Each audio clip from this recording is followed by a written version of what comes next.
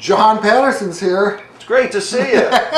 Yeah, well, I'm not running alongside the road. The last time I saw you, I was minding my own business, just taking a drive out, as I sometimes do on my way back from Conneaut, to take in the scenery and to find out what's going on. And there's this head bopping up and down the road. A runner, cross-country coach, gets my heart pitter-pattering at a fast rate. And there is the Video Viper out on Hatches Corners Road. Yeah. And I'm thinking, oh, it's somebody else. I'm usually the person that gives directions.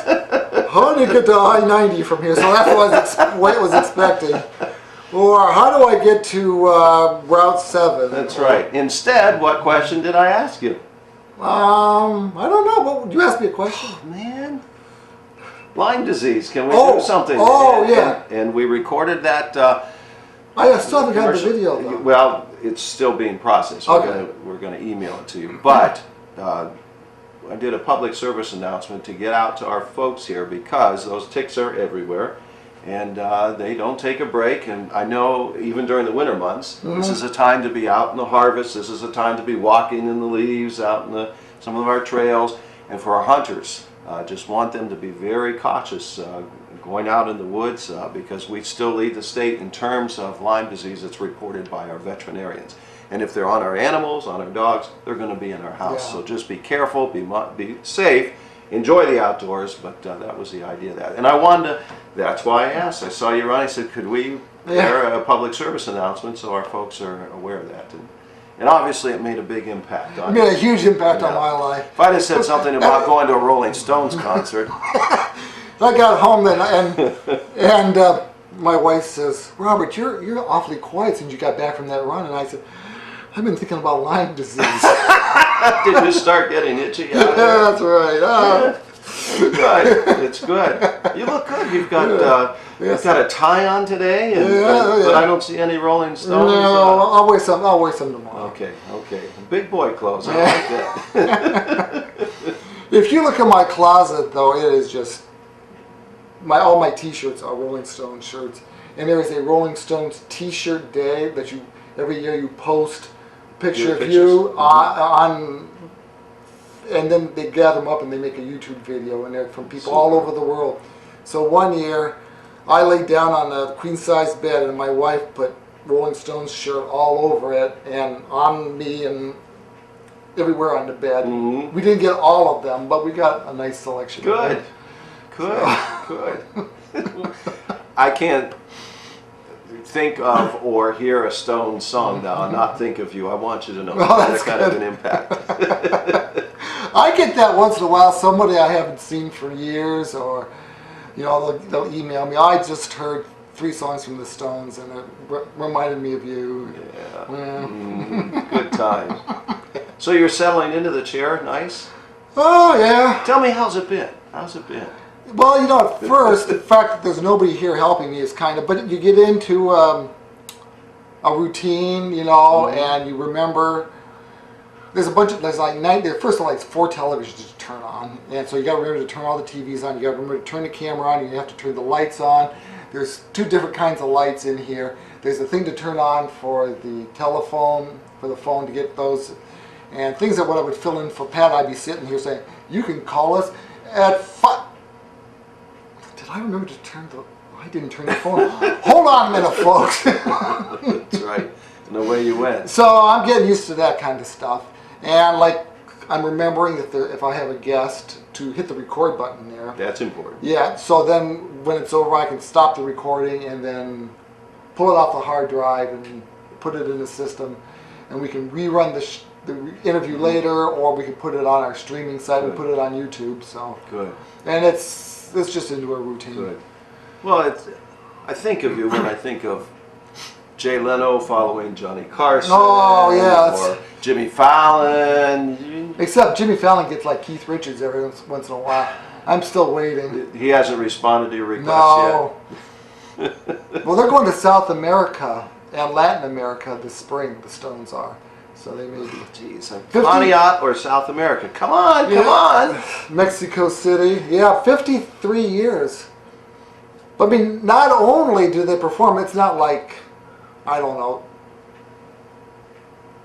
Jay and the Americans, where there isn't a single member of the original group, and they Right. sing all these little places. The Rolling Stones, I mean, when I was in Columbus, I was in Pittsburgh, I was in Buffalo, and wherever they are, it is a huge, huge thing. Radio stations are playing only Rolling Stones. You hear on the radio stations, this road is closed.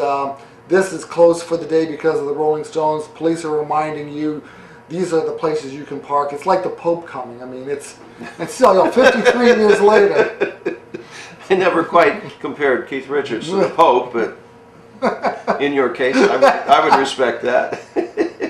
Well, you know, his wife's sister is a singer of spiritual songs, religious songs, or whatever. Yes. And she was thinking about doing an album of music, and Keith encouraged her to do so and actually helped with the album. This was a while ago. Wow. Good to know. Yeah. Good to know. So now that we were done with that, is there anything else that we pretty much exhausted all? Well, there are things happening in the world outside the Rolling Stones. No, I don't believe it. Well, I know, but Or I don't believe for our it for a minute. listeners, they're especially with respect to like water quality.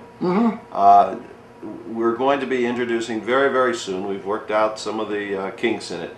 A bill with respect to microbeads. Have you heard about this at all? I've worn them around my neck before. Not quite those kind of microbeads. Oh my goodness. Are you wearing beads? I think they're very small beads, micro beads. Let me help you out. Okay, help me out here. In facial cleansers, there's an exfoliant that is included, that manufacturers have included, that helps peel away the skin. But they're little tiny plastic beads, and they've been in products for years. Well, the problem with plastic is that it doesn't decompose. And there was a researcher, and it was last year at the Quebec City site that we had the Great Lakes Caucus meeting. Representatives from around the Great Lakes convene once a year to look at issues. And she spoke about these microbeads. Now here's the issue. Plastic doesn't decompose, as I said. So apparently from her research, these little plastic beads that are less than 5 microns, they're teeny, teeny, tiny, and our filtration plants cannot remove them. Really? Yeah, that's right. So these are people washing their faces, and they're using an abrasive thing on there to get dirt and Right, stuff and it's off. good stuff, but it's made of plastic. It goes down the drain and out in the lake, can't be filtered, and then the PCBs out in the lake and the other cancer-causing elements attract themselves to this plastic. There's a chemical interaction somehow, and they then ingested by the wildlife and work their way up the food chain, and who eats the fish sooner or later?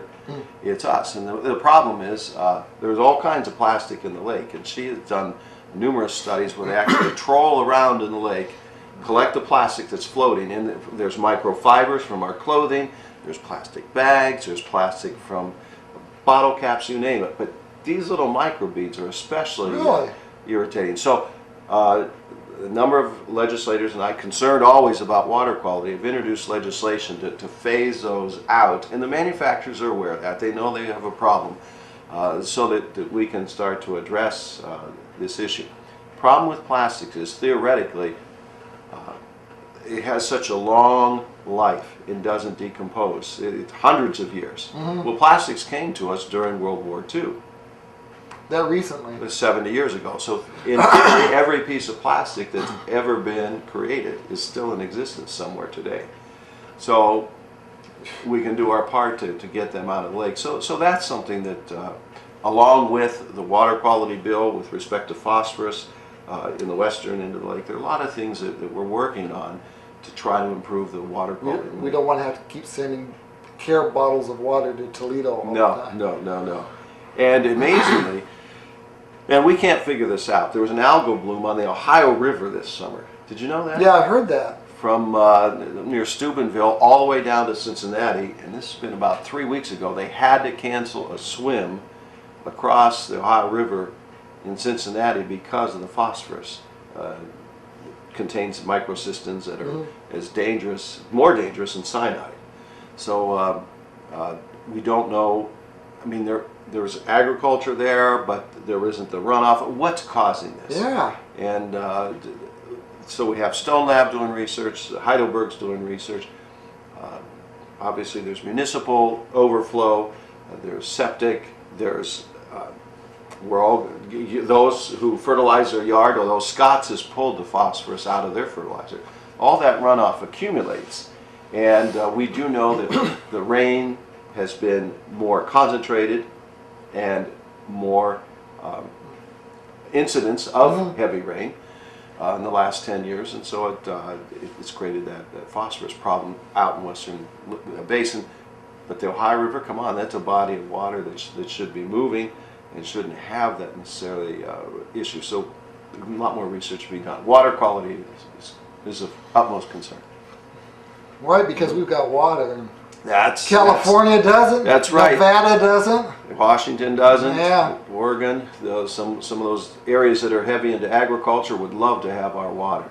In fact, while they're trying to figure out how to hold it, we figure out how to get rid of it with our drainage tile and such. So we are uniquely situated agriculturally for a sustainable economy based on that water.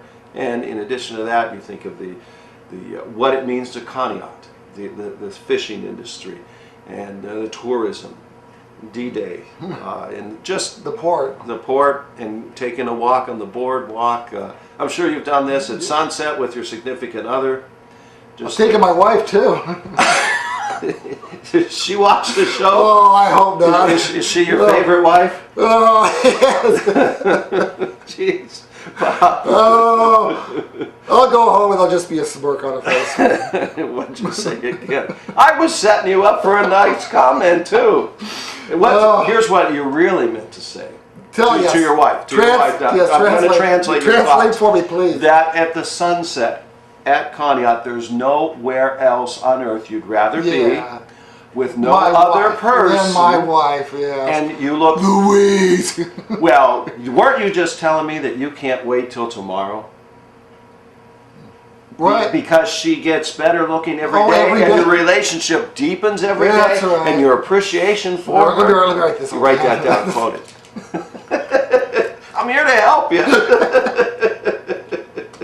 So that clean lake is important for you and your sunsets with Louise in those romantic moments. Nothing says love like a sunset on Lake Erie without algal blooms, all right? So I'm looking out for you in terms of water quality too. In fact, I was at the Township Park, I think Tuesday or Wednesday. The weather was so nice. Somebody calls up and says, when you get off the air, Bob, you really got to take a bike ride because you're not going to have that anymore.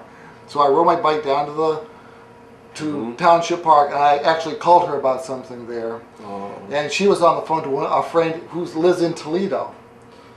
So where all that bad water problems were. So I talked to her for a few minutes, but she had to cut me off because she was talking to this friend in Toledo. So I thought, while I had the phone out, I called the friend in Toledo, so she had to stop her conversation with my wife. Oh, good. So, yeah. Good. So you still do count for something. At least before that previous comment. Right, yes. Yeah.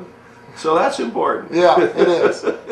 Speaking of bike rides, I was out a number of times enjoying this week, and that trail is just marvelous. It is. Marvelous. It's such a blessing. And it's one of the things that somebody asked me, are we going to finish that into the harbor? And yes, still working on that, to finish that loop, and then hopefully and we did do this when ODOT widened 531, the section there that was eroding.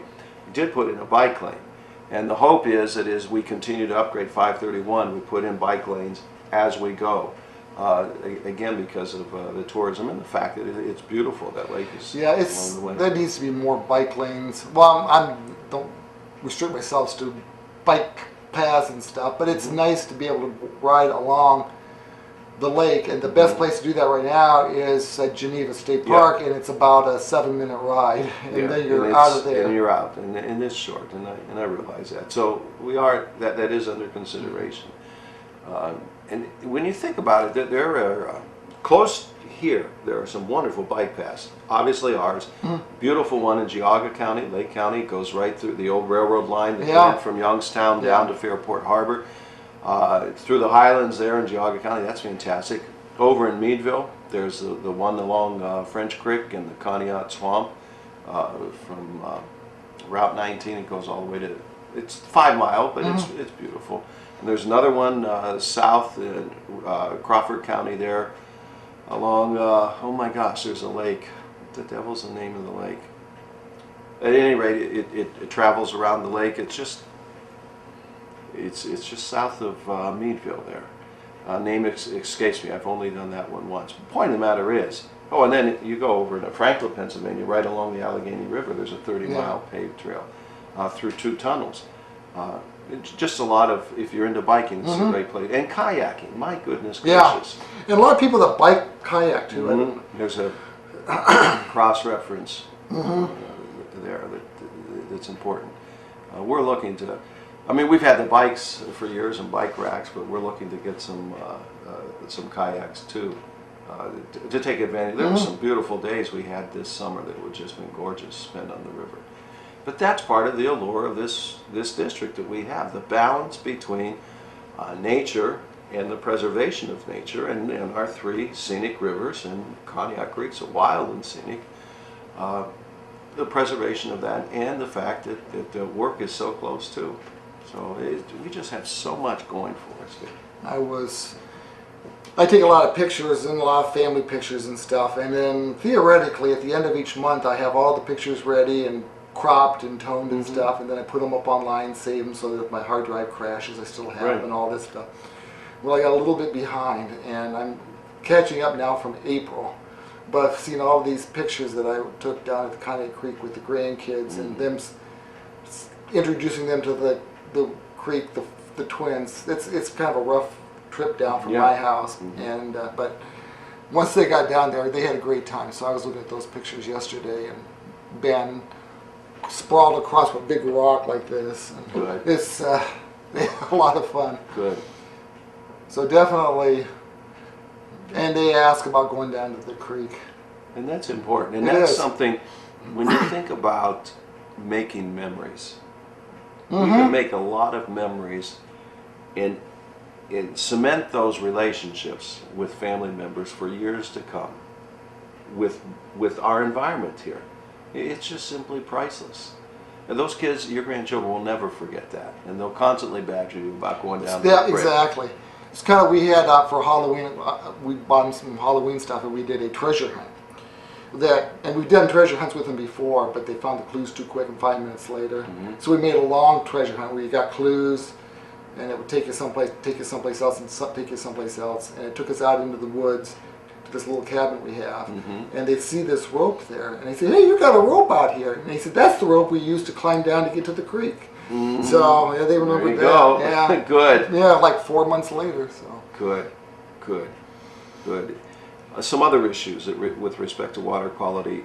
We are still working on the injection well bill that would rein in some of those practices. It is incredibly complex and complicated with respect to when you take a concept and you try to translate it into legalese. It becomes laborious, and we have the person who we have a whole stable of people who write our laws called the Legislative Service Commission. We tell them what we want, and then they take the time to actually put it into something. So you can call it or write something up and in concept. Yeah, in concept. This is what I want to do. Now figure out how to put that in so it meets legal standards, because we have the Constitution to concern ourselves with, Ohio Revised Code, and those sorts of things. And it takes a good deal of time. So we're on our second draft now, and the drafter, I feel kind of sorry for her because we've really pushed her to the wall, and we're joking that she's going to be on our Christmas card list, that we know her that well now. Helene is just a great trooper. But I was talking to the joint sponsor just yesterday, and he thinks that we're going to be able to have that back for us to be looking at it again by the end of this week, so that we can get that out to other people, so that they can start looking at it. Things like that really take a great deal of time and effort, and because you want to try to get it as right as you can. And then you hear from the injection well people. We'll hear from oil and gas, we'll hear from the environmental folks, we're going to hear from our constituents, we'll hear from local government folks. Then you got to try to mesh it all together. That's right. Something that is going to be palatable for most right. people. And that's where the key is bringing people together and figuring out what can be done, how can we preserve that which we have, but allow for progress. And that's a tricky balancing act. But so in general, you got a bill and you think this is really needed, especially this point, and this point. And then you start working on it. It's like, well, I guess this point's going to go, right, and this point's going to go. And I'll give you another example of one that I'm working on, and we are going to move forward on it now. You realize that how do you heat your home? Natural gas. Natural gas. Yeah, through natural. I mean, you have the pipeline, and you're tied in. Dominion. Okay. Well, those folks who have heating oil, truck comes right every now and then, and what happens then? They get the bill for the heating oil, and then they have sales tax on top of it.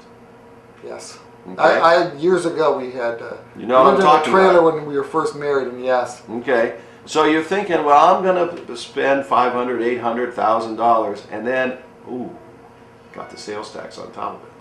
Well, according to the Ohio Constitution, those necessities of life, like groceries, aren't taxed. Well, the argument can be made that heating is a necessity, correct? Right. So if heating is a necessity, why are we taxing fuel oil? True? So that was brought forth to me by a number of constituents, and I was working on that bill to remove the sales tax. The problem is that revenue goes into the local government fund and the public library fund. That had already been hit hard. That's right, and there would be a reduction. Now, statewide, I think it was like $40-some million. So, again, something I wasn't fully aware of. You keep pushing. But there is a way, and we're going to pursue that. I've got to look at the text to hold those governments harmless from the exclusion of that money into the general revenue fund, so that we wouldn't have the sales tax, and it would be fair to those folks, and yet the local government and the public libraries wouldn't be penalized either. So again, it's an idea that this sounds good, but now when you start to research, I've got to think about this, and this, and that. So where would that be made up? I know that the state has a rainy day fund. Yes, and it would essentially come out of the general revenues that we all pay, but the rainy day fund's almost full, right. And when that is full, we all get a tax break anyway, reduction in income tax by constitutional decree, and so we would be sharing that particular that burden. But again, I come back to the fact that a necessity of life, according to the Constitution, should not be taxed. So I'm trying to be consistent with the principles, help my folks, but not hurt my folks either. Right. So that's something. Yeah. Along those same lines, we're getting ready, and it's going to be coming out this week. You know how I've been very much involved in CAUV reform, the tax reform. Yeah. Current agricultural use value. And you talk to some of our farmers, and their tax bills have just gone through the roof. That's why they don't vote for school issues. Well, their backs are to the wall. Yeah. Yes. We could get into that whole taxation thing if we needed to. But there's been a lot of work by the Farm Bureau, the Farmers Union, the task force that we created and sent ideas down to Columbus. There's going to be a bill coming out soon that's going to address that particular issue to help our woodland owners, to help reduce the CAUV with a different formula evaluation. It's pretty technical, so the bottom line is we're trying to help. We're trying to help. We'll see where that bill goes. Now, will it? And I know the first thing that people will say, is it retroactive? Can it help me now? No, we can't go back and change what's done moving forward. But there has been that concern, and we've heard that concern, and I've been working diligently on that behind the scenes. And I have more information to share with you next time, because that is important. Our agricultural component is the basis from which we can build a sustainable economy, because it can't go anywhere because, again, we come back to water in the lake. Right. And then we layer it beyond that with our business and our more traditional sources of jobs and such. But what's happened, and I've heard this, some of our farmers, because of an aging population, farm population, or because of high taxes, they're just closing up shop, and we can't have that happen. A lot of them are part-time farmers now, as it is anyway, so Yeah. they just... It's less than 2% who farm full-time. Yeah. Can you believe that? And we Wow. we live quite well off those 2%, don't we? Yeah. So they're all the very modern efficient. technology and stuff. It's important, and important to all of us. We got John Patterson, and we've been talking about legislation that's being introduced. So it kind of brings me to the question: is you see how stalemated the U.S. Congress is in Washington, and it doesn't look like with Paul Ryan it's going to get any better. He says, "Oh, we're not going to talk about immigration. We're not going to do this as long as that guy's in office and all." How is the relationship between Democrats and Republicans in Columbus? We work well together. Obviously, there are issues that we disagree. In fact, I would venture to say that you and Louise don't agree on everything. No. What's her favorite group? I don't know if she has one. I never asked her. How many years have you been married? I'll ask her tonight. Ask her. We got a call to save you. Hello, you're on air. Hey, good morning, John. Dennis. Good morning, Dennis. Pretty good. Hey, that taxation with the oil and that, and the sales tax. Yes. On Friday on WKBN down in Youngstown, they had one of the best shows I ever heard in a long time. Because they were going after both the Democrats and the Republicans for letting that rainy day fund get as full as it is. And a lot of people, they're looking for somebody to blame, and Right. they're blaming it on both of you. And hey, that's good. And because everybody wants money. The police want money, the senior levy wants money, the libraries want money, the schools, and people are getting taxed out, Yes. big time. Yeah. On their properties. Yep. A lot of them, they only have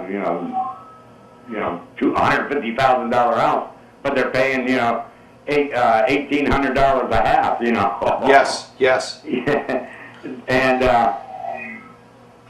but I don't know how that's going to work out. But now, my question, on the ballot Tuesday. So apparently, some of us, not the three major cities, Asheville, Conneaut, and Geneva. Apparently, it wasn't on their ballot. It's the what is that? The Educational Service Center. Yes. Yes. Now, I figured, I didn't know nothing until, I always thought the people, weren't paying attention, like there was only, out of 26,000, there was only like 10,000 that voted for her, voted for these two people, two board members. Right. I know what you're talking about exactly. Okay. And we don't, well, that's good because nobody else does. They see these two names and nobody knows what, Okay. what they Yeah, are. I think who they John are. John knows about that. So let's let him answer that. Huh? Well, I'll give you John will give us the answer here. I can't understand. Okay, well, John's going to answer you. Okay, yeah. Just watch us. Okay. Okay. Thank you. Thanks, Dennis. And Okay. that's a very valid question and a confusing one. So Yeah. here's the backstory to it. Years ago, and you go back to the 50s during the big wave of school consolidation. Okay, remember Elvis and all that, folks. You got it. Yeah. There was created a county board. And the county board would deal with the county schools. And that would be currently Jefferson, Grand Valley, Buckeye, and Pymatuning Valley. Right. Okay, those 4. Now, Geneva is a city school. Ashtabula is city, obviously, and Conneaut is a city school. So when you're talking about the school board that runs these 4 in the county, now called the Educational Service Center, the ESC, the people in those school districts would be voting for those individuals on this school board. Now they provide services to those rural. And that's where, rural. There's a superintendent. John Rubicic is a superintendent, and they are the intermediaries between the state and the local districts, and they oversee a good number of services that together make it more cost efficient. Mm-hmm. Now, here's where it gets confusing. Conneaut, Geneva, Ashtabula are all independent, and they have their own school boards, they have their own superintendent.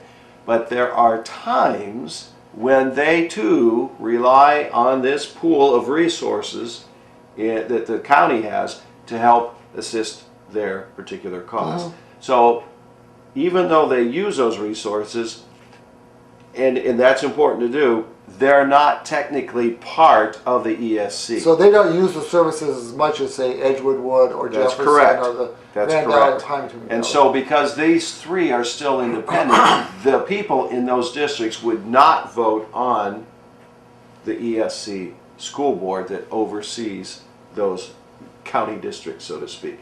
Now, Dennis, I know he doesn't live in Conneaut City. He lives south, correct? Sheffield, I think. Yeah, that would be part of, and I'm assuming that's maybe Buckeye. Buckeye, yeah. Yeah, he would vote on because Buckeye's part of the ESC. I can remember, this is going back several years when Conneaut was in real financial problems. They reduced some of their administrative staff and contracted out the county. Yes, and that's another one of those areas where there's commingling. Right. Technically, the county could say, well, you're on your own, but they're not going to do that. And it's about sharing resources as best we can. So even though that's shared, ultimately the responsibility falls on this county board, and they're voted on only by those people in the county school districts that fall into the auspices of the ESC. Okay. Does that help? Yes. And not only, this is John's going to answer that question because he's also a retired teacher. Mm-hmm. So... Worked for many years under the auspices of not only Jefferson area local schools, but when we applied for those positions, we had to apply at the county school because that was a central clearinghouse. Ah, okay. At the county board there in Jefferson. Yep. Mm-hmm. What we're talking about Jefferson, what do you think about the school levy or the library levy in Jefferson?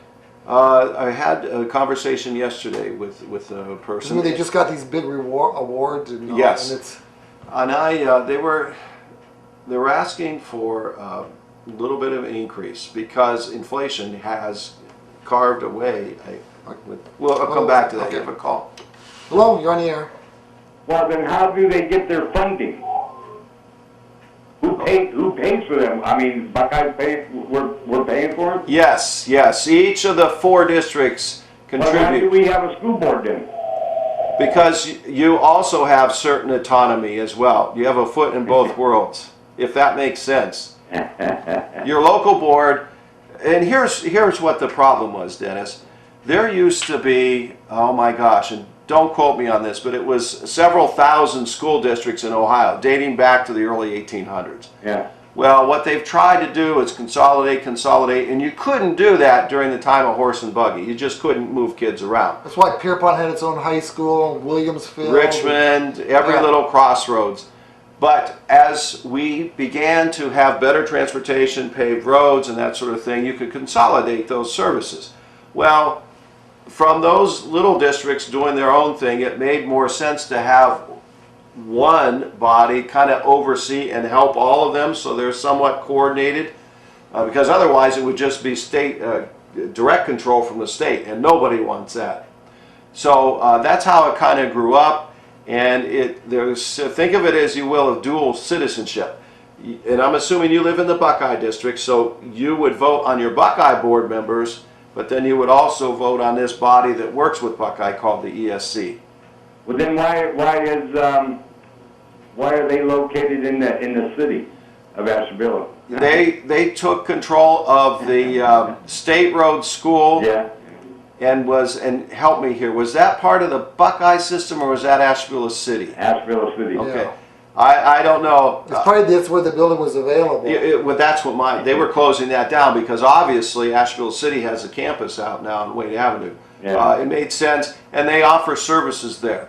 In fact, that's where the administrative services are, and they also have some classes there for our really challenged individuals. Okay, hey, one other thing. On issue 3. Yes. I guess you voted, probably no. Correct. And but did you ever think? Did you ever think about the Mexican cartel? Yes. I mean, do you ever? We're the people in Ohio. Like, there's 10,000, in our county that voted yes. Yes. So, do you ever think where that money is going? Right now it's going across the Mexican border. Right, and I understand. Every time somebody goes out down the road and buys an ounce of weed, that money is going to the Mexican cartel. Okay, so let me address that. And here's where I came down on that issue. A couple things. One, there is a real concern for medicinal marijuana. And I think you're going to see, I've had conversations with my fellow legislators last week, in fact, the day after the election. We've been talking about it quietly. There is a need to encapsulate that and to allow it to be administered like other drugs, especially for those people with seizures and such. Yeah. Right? So that is going to be, you're going to see some action on that one. Now, the legalization for recreational use. Here's where we have a need, and I know that about the drug cartels.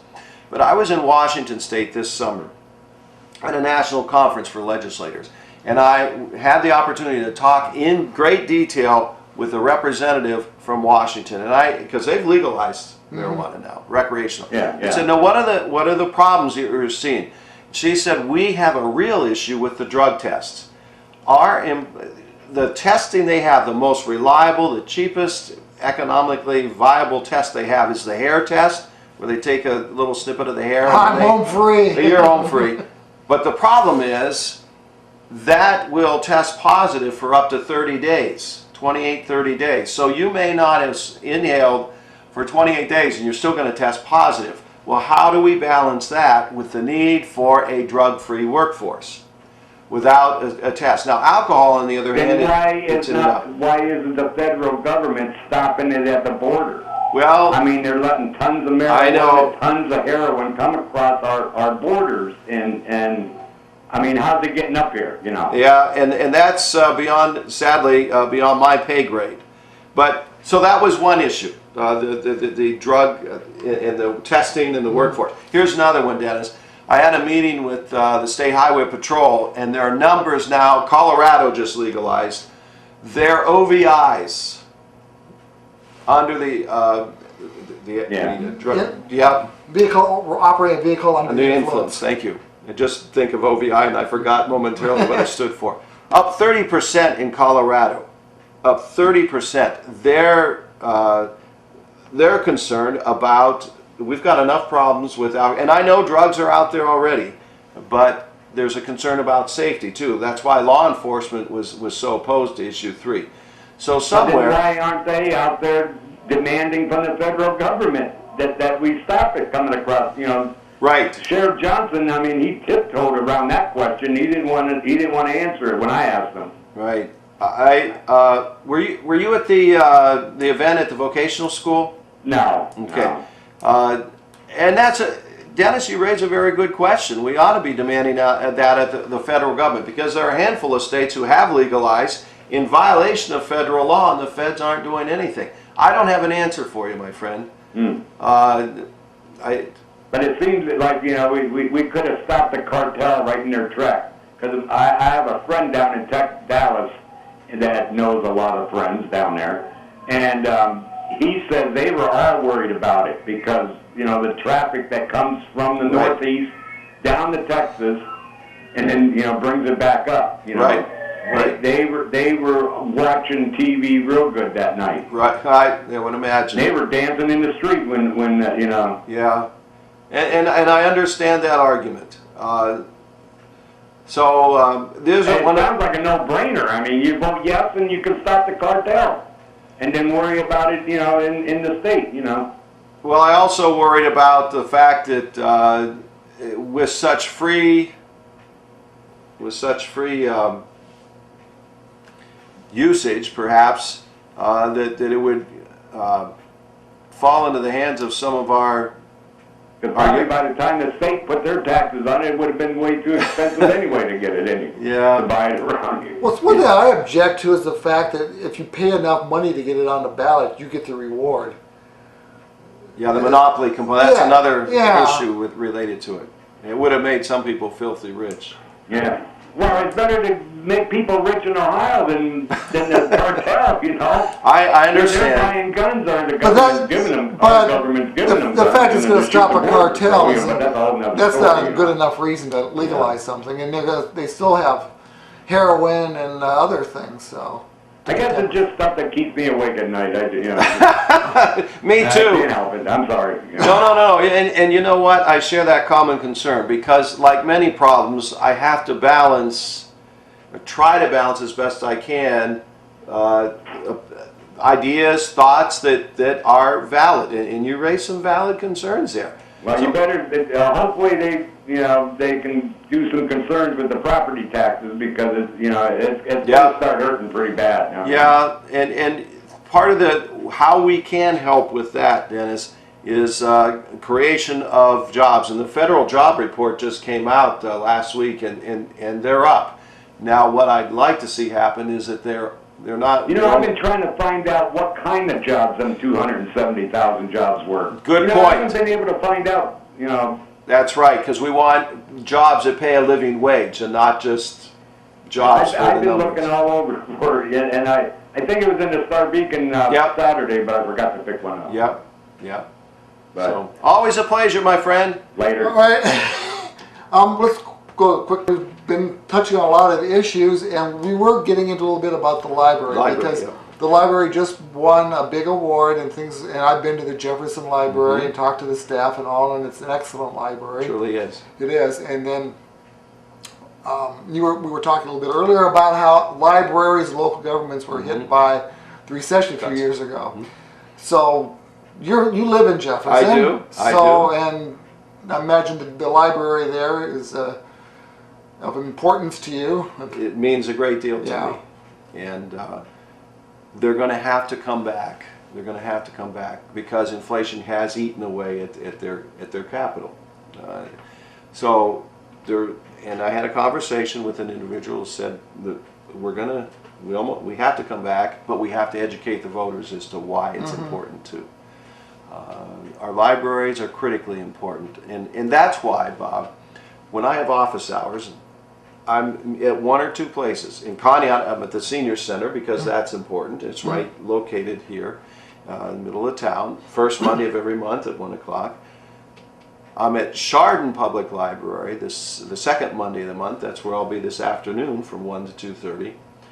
Then I go to the Geneva Senior Center on the third Friday, and the fourth Friday I go to Asheville City Library. So between senior centers and libraries, I want to get out to see the folks. It's a nice balance. But our libraries are where anybody can go to get information, to get help. It's important to keep them functioning. And Henderson has been very active recently. Yes.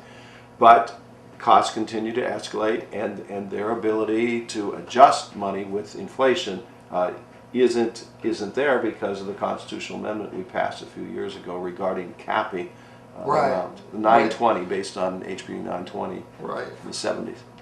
Hello, you're on the air. Yeah, library's a whole new world anymore. It's rather ironic, but it's getting to the point that books are the least important part of the library. Nah. Which sounds strange, but it's working that way. But I know. I don't think people realize the cost over which the library itself has no control. Like the health insurance for the employees. That's really hit. And we never know from year to year how much that's going to be. We just know it's not going to go down. Right. We're very pleased if it stays the same. Yes. And then, of course, all this technology, computers, Yes. which need repair. The book repair is very cheap, but computer repair is not. Correct. And people are demanding more and more services from the library, and almost everything they want costs more money. Right. So libraries are very important. I don't think it's one of those things you don't miss the water till the well runs dry. Right. Yeah. So, And for You're people right. that are unemployed that can't afford internet access and that sort of thing, it's a godsend for them. absolutely. And a lot of school libraries aren't able to keep up, so the public Yeah. libraries have had to take up the slack on that, too. Correct. Correct. So it's Yep. not just one of those, I don't think it's a luxury anymore. It's really a necessity. And every library in every area is a little different. It meets the needs of the people of that area. Correct. And Correct. you don't know the flavor of your library unless, you're paying attention. Right. But I know people never use the library and they don't think it's important. But especially for young people and babies and kids like that Dolly Parton program Right. that supplies books. It's just really a necessity. It is, and I want to let, this is public knowledge, I sit on the Henderson Memorial Library Foundation. In fact, I'm the president now, and that's how much libraries mean to me as far as, and they've had to change. I mean, if we were still just looking at books, people Yeah. would be coming in as much. But the services that they provide, the resources, Yeah. that's a quality of life issue, and those are things that we just have to continue providing for our folks. And I thought our old Conneaut Library, the Carnegie Library, Yes. how many children's books were there in 1906 or 1908? How many magazines were there? Probably So- not as many as we have now. And so they probably just swam around in that building, I would Yes. think. I think they would have just Well, rooms libraries there. were kind of a new concept then, so Yeah, it was the first library in Conneaut. yeah. Well, thank you for your support, because it's a little strange, but it seems like everything worthwhile you really have to fight for. That's anymore. right. That's right. Thank you. You're welcome. I think libraries do service more people, and she says They that do. libraries, the books isn't the big thing, but I think they probably service people with books as much as they ever did. And they- But piling on top of that is the digital and Right. I mean, like I was reading today that there's a series of meetings for young people that are interested in college and how to go about applying for scholarships and applying to schools and that sort of stuff that Right. they're doing. They hired somebody at Conneaut to work with younger teenagers up to young adults. And if you think back to the community, the concept of community, if a learning society, if a learned society is not actively engaged within the school, now this would be typically after you graduate, you're out on your own, the one place where you could gather, share ideas, public place, is the library. Right. And that's important in a democracy. I've got a handbill that goes back to Joshua Giddings from Jefferson. We can get into that story. I've got something to tell you about that one too. But Can you stay past 9 o'clock then? for a little bit, yeah. Okay. Eternal vigilance is the price of liberty, is what it says in the handbill. Eternal vigilance is the price of liberty. We always have to be gathering information. We always have to be on guard. If we're going to, that's a downside of democracy. We have to be engaged, but we have to have access to knowledge. But you can't have access to knowledge unless you have a library, unless you have the ability to read. That's why education in our libraries are so critically important. Otherwise, democracy suffers. The caller also mentioned, and I don't know if it's as much too, but schools downgrading. That's where, true. Where you have an educated librarian, now they cut costs by having library aides at the schools. And I mean, when I went to school, we had like teachers that were teaching Western civilization. They insisted on certain books in that library Yes. that you couldn't get at the public libraries. Right. And I don't think that's true anymore. No, in fact, they've meshed their services together. You can. But I know in Jefferson, I was just there a couple weeks ago, and I met with the librarian, who is one of my former students. He's certified social studies. He's teaching 3 classes in the morning in the library, but he's also a librarian. So Wow. kids are coming in and using the services while he's teaching, and because of cuts to the budget. And we just can't continue to cut like that. Yeah. So that's a concern. Hour number 2 with John Patterson. It's going to be short though. I have a food meeting I have to go to. But Okay. we'll be good. Local food council's getting together to chart their course to see Yeah. how we can continue to coordinate moving forward, meeting the needs of the consumers with the producers. So That produce thing is. that's right. 10 o'clock this morning. They're meeting at the Jefferson United Methodist Church, and it's going to be an all-day meeting. It's going to be really neat. So I want to be there Yeah, for as definitely. much of it as I can in my schedule. Speaking of Jefferson, though, I was down by the church. In fact, every Sunday I'm still singing in the choir. They let me sing. Why don't you sing a coming few in. songs? I know I'm a terrible comparison to Keith Richards. Yeah. I mean, that's all I need to say. But they've got the barn quilt up there at the law office, across from the library, or across from the church there. And I was talking to Norma Waters, who's the go-to gal for the restoration of that law office. And they're going to have the designation soon. They're working on the historical marker and trying to get that all refurbished, ready to go for the Republican National Convention. Because, did I ever share this story with you? You know the significance of that law library. That the first platform for the There Republican you go. Party ever was written there, Written there. in Jefferson. That's right. I mean, the Republican Party is essentially coming back to its roots. And Gideons was adamant that we were going to treat all people according to the dictates of the Declaration of Independence and the Constitution. So important to preserve that. So that's the project's moving. They also stored grain there. Joseph had. A lot of good stories. A lot of good stories. But that law office is dear to my heart. Absolutely. As a historian and as a resident of Jefferson. I remember when they moved that, the building itself, to put in a McDonald's. Wasn't that what it was? Was it McDonald's? You're right. Yeah, you're right. Again, progress and preservation. But what are you going to do? They preserved it, They right? preserved it. Right. In fact, I think it's actually in a better location now because Probably. there's parking, Yeah. ample parking. And I was there for the Covered Bridge Festival. We call that now Giddings Park. We'll have a formal dedication here shortly, probably next year.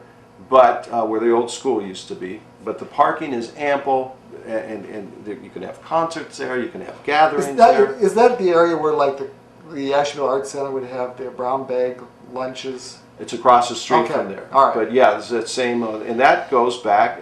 That intersection of Jefferson and Market was originally the center of Jefferson. That's how it's laid out. If you think back to the right-of-ways, very wide on Jefferson, very wide on Market, and those four corners, following after the Connecticut model, were set aside as Village Green for common gathering places for people. That's why the schools was on one corner, fire station is on another, and the other two have been left open. Well, it's really neat. During Covered Bridge weekend, they had vendors that were setting up there. They have a yard sale there during Village Days, now that they call them. It's really neat. It's really neat. It's not far from the Asheville or the Jefferson Historical Society building. Half a block away. Yeah. Half a block away. So it's important to preserve that uniqueness that we have in Jefferson. But you were going to ask me about issue 1. Yeah, issue 1, which is the redistricting, yes. and then issue 2, Which is the anti-monopoly. right, Okay. And that's kind of tied into 3. right, So let's go backwards first. Issue 2. okay, There was a concern, and you voiced it with Dennis there, about a monopoly being created for those 10 growers who, not surprisingly, also contributed heavy to the issue 3 Right. campaign. And the feeling from my colleagues, and I support this, was that if we believe in a free market economy, put marijuana on the shelf for a moment, that it may be you want to make pencils, or you may want to make remotes, yes. That we would not, under the Ohio Constitution, allow anybody to have a monopoly. So the theory was that there ought to be open opportunity for anybody to come in and open any kind of business that was, of course, legal. But that the issue 3 was actually going to create monopolies. Yeah. And so But isn't that what the gambling did? Isn't that it pretty did. much the same thing? It did. And in retrospect, there were a number who were kicking themselves because it did the same thing. On the air, we were talking every once in a while about the marijuana issue, and I said, in another time, in another era, this would have been illegal. That if you have the person who's got the most money to put up with something would automatically get the reward, Right. blatant like that. Right. It's just so this can't happen again. No. Because issue 2, yeah, it passed. So it can't happen again, but I look for the legalization for recreational use to be brought back. I mean, I'm just saying what I reading the tea leaves, but we'll deal with that. Again, I have problems with the drug testing. I have problems with a group that's ready to go to work, and I'm concerned about expanding the population that might have access to that, and I'm thinking of young kids with who might innocently stumble into that. It's just one of those things. you don't want your bus drivers, school bus drivers, and all. And we don't need to get too much into the marijuana thing, but just because it's legal doesn't mean that you as an employer have to. That's right. Have to accept it. You can say you're going to have a drug test to be employed by me, and if they find that you had marijuana, you're not going to get hired, and it doesn't have anything to do with whether it's legal or not. And those issue 3 supporters did not really flesh that argument out. No. It's about workforce and people with jobs. And Bob, I was constantly thinking about this, that we derive meaning through our work, and without meaningful work, we're disconnected from society. Well, you can't have meaningful work if you're not able to work because of a drug situation that's taken you out of the mainstream. So that's concerning. If you're an employer, you don't want somebody that's working on a machine while they may be under the influence a little bit, or driving your cabs or your school buses, or Right. I mean, there's just a lot of stuff. Talk show hosts. Right. Or anybody who's an entertainer on stage. We want to be drug-free, don't we? Yes, that's right. You want to have that conversation with somebody from the... Yeah, well, I'll leave that one. I don't know if they do anymore, or I don't think... I don't know. I'm only speculating. But you were also going to ask me about issue 1. Correct, which is... Good one. The Gerrymandering. And it applies to state offices. And I had a conversation earlier this morning about this at the Jefferson Diner. I had breakfast there with some constituents, wondering if this could not be also applied to federal. Because if you look at... They sorely need it there. So there's some serious gerrymandering for our congressional districts. And maybe it will be the case because former Speaker Boehner opposed movement in that arena. But at the state level, we put this forward. It was a bipartisan effort. Representative Huffman, a Republican, and Representative Sykes, a Democrat, worked shoulder to shoulder on that issue to get it passed so that we could have, it's not the perfect model, but it's better than what we have. And here's why that's important. Our district is a good example. We only slightly, this 99th district, lean democratically. It's only about a 52%, 51.9% Democratic, which means that whoever holds this seat has to work with and work for all members in this district. Now, I would do that anyway, because that's just... Well, you were just talking about your sessions in Chardon, which, if it was up to them, you wouldn't be elected. Well, okay, full disclosure, we have lost Geauga County both elections. Right. That's true. My lunch has been handed to me in Geauga County, but I still have to work over it. Absolutely. That's the right And they thing to deserve do. representation. That's right. So the point of the matter is, and I love my Geauga County folks, it's really helped me to expand my horizons, seeing things from their perspective too. But this district forces that. There are other districts, though, that are 65, 70% one party or the other, and there's no need to look at anybody else's perspective. In fact, the danger is that you have to work, some of our districts are Democratic districts. You might be getting challenged in the primary from a more liberal position, or in some of our districts that are safely Republican, some of the moderate Republicans are getting challenged by the far right. So instead of looking at what's best as can be best for everybody, you have some of these marginal areas that are exceedingly out of proportion, holding some of their representatives hostage, if you will, by keeping them away from moderation and moving to the extreme left or right. We call this to get Andover back in Patterson's district. I'd love to, and Orwell and South Carolina. We still get calls from people who think Yeah. that I represent them. And I can see why they would. And when you're talking about Washington, why they need it there, it's from what I understand now, the House is solidly Republican right now. But from what I understand, every election there is a far more people vote for the Democrat than they do the Republican It's in true. the U.S. House. But the way it's gerrymandered, the Republican wins. It's true. We had, I can tell you this, in the Ohio House in 2012, I think the Democratic candidates as a whole had 150,000 more votes than the Republican counterparts, and yet we only had like 40 seats.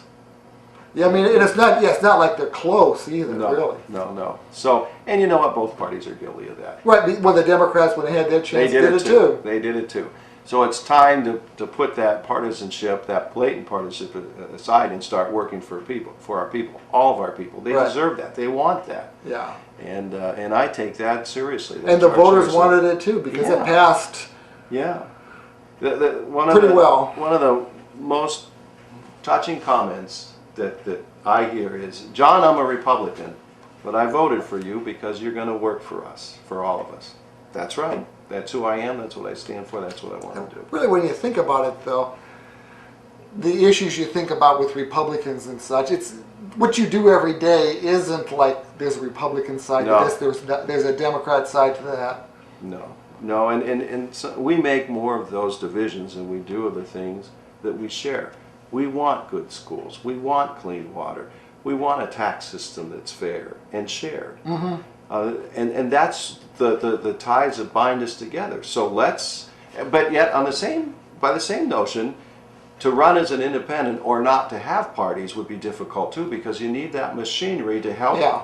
get the word out of this is our guy and this is kind of what, or gal, that's what he or she believes in. That's important too. Are there any independents in that? Oh, No. that was, okay. No. But bottom line is that we all ought to and need to work together. Right. So One other thing before you leave, I wanted to touch on was that a committee in the Senate, you're in the House, but a committee in the state Senate was passing through legislation about banning Planned Planned Parenthood. Parenthood, defunding it. Right. Yes. And is that going to happen crystal ball wise, or? I don't. You never know. You never know. There are a lot of things. The reports that triggered this, they've been in some circles debunked. Right. That it was. But it not doesn't seem good to film matter footage. a whole lot. No, and for others, they've been searching for ways of reining in, if you will, Planned Parenthood. On the other hand, Planned Parenthood does a great deal of work in terms of screening and counseling. Right. For males too. I mean, Yeah. there is male breast cancer, and we Yeah. must be aware of that. Yes. So again, I come back to the balance there. We try to take in as much information that is factual and make rational decisions that may not be perfect, but may be the best in an imperfect world. So we'll have to see how this one gets vetted. Is it, or if it moves forward? I don't know. I think Texas is already banned. Yes. So we'll see what happens. I'll keep you posted on that.